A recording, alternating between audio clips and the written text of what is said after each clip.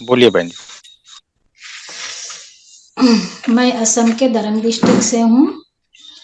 संघ ने मुझे आदेश दिया है बोलने के लिए, तो मैं कुछ समन संघ के बारे में बोलूंगी। नमस्कार। समन संघ प्राकृतिक है, नेचुरल है। जो लोग प्रकृति के विधान को समझ जाता है वह लोग समन कहलाता है। प्रकृति का जो भी नियम है वह सबके लिए सही और बराबर है। प्रकृति में कोई ऊंच नीच छुआछूत का भेदभाव नहीं है। समन संघ ठीक ऐसे है। यह समन संघ बुद्ध से पहले का है। बुद्ध से पहले प्रकृति में जो विधान था वही विधान समन संघ में चलता था। लोग प्रकृति पूजक थे। पूजक का मतलब आदर करना, मान करना, सम्मान करना। तो लोग प्रकृति को सम्मान करते थे, मौसम का सम्मान करते थे, जानवरों का सम्मान करते थे, आपस में भाईचारा स्थापित करते थे। उनको पता था कि प्रकृति के हिसाब से चलना चाहिए, तो सबको सम्मान करना चाहिए, सबको पूजा करना चाहिए। महासमन तथागत बुद्ध ने यही यही समासम नियम को आगे बढ़ाया और पूरी दुनिया स्वीकारती चली गई। समन संघ के अंदर सारे नियम संघ पर आधारित गण परिषद से चलता है। समन संघ में व्यक्तिवाद नहीं चलता। यह बहुत से लोगों के समूह को संघ कहा जाता है। समन लोगों ने ही समाज का निर्माण किया और उसके कुछ नियम बनाए।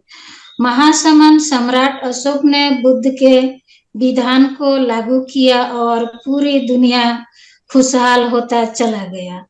सम्राट अशोक के समय में ही सबसे ज्यादा अस्पताल, स्कूल, कॉलेज, यूनिवर्सिटियां खोली गई थी और हमारे देश के सभी जनता पढ़े लिखे थे।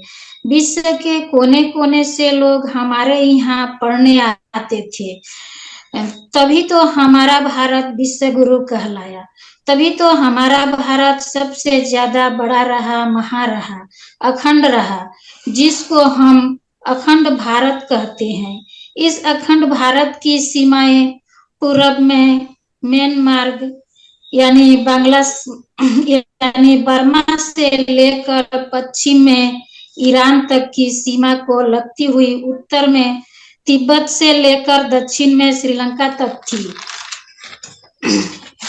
मगर जब हमारे अखंड भारत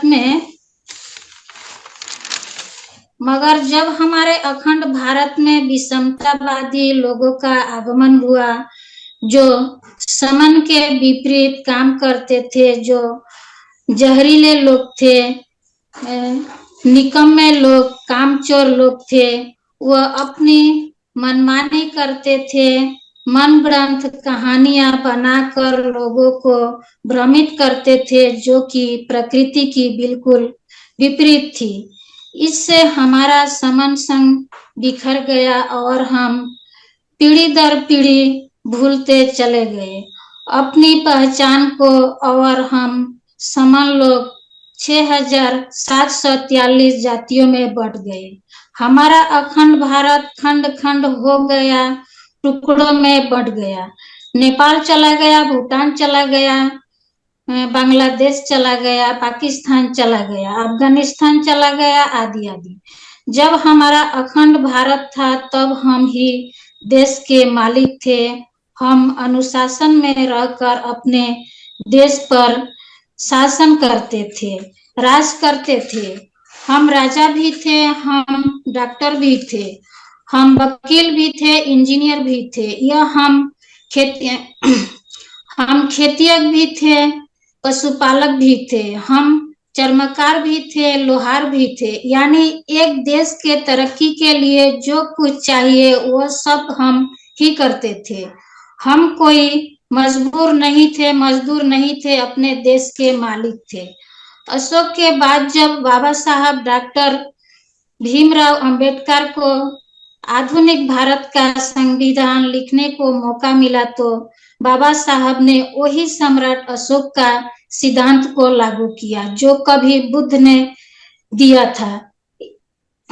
यही विधान के तहत महिलाओं को पुरुषों के बराबर का अधिकार दिया गया है। फिर से सब पढ़ने का अधिकार मिला। उनकी सरकार स्कूलों को, कंपनियों को प्राइवेट कर रही है ताकि फिर से हमारी आने वाली पीढ़ियां धीरे धीरे करके अनपढ़ हो जाए और सांस्कृतिक गुलाम बन जाए। संगम नमामि संगम नमामि।